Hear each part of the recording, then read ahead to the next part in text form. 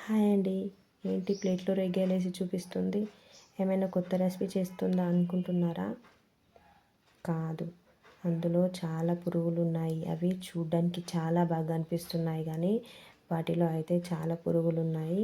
నేను పిల్లలకి ఇచ్చే ముందు ఇలా కట్ చేసి వాటిలో పురుగులున్నాయా లేవా అని చెక్ చేయడానికి కట్ చేస్తున్నాను. మీరు కూడా పిల్లలకి రెగ్గాయలు ఇచ్చే ముందు అందులో పురుగులున్నాయా లేవా అని చూసి కట్ చేసి ఇవ్వండి.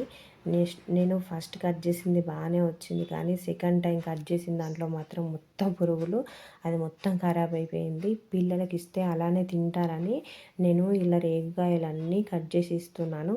లాస్ట్ టైం నేను మార్కెట్లో యాపిల్ బెర్రీ అదే గ్రీన్ రేగ్గాయలా ఉంటాయి కదా, అవి తీసుకుంటే అందులో పురుగులు వచ్చాయని నేను ఈసారి మార్కెట్లో ఇలా చిన్న రేగ్గాయలు తీసుకుంటే ఇందులో కూడా పురుగులే ఉన్నాయండి.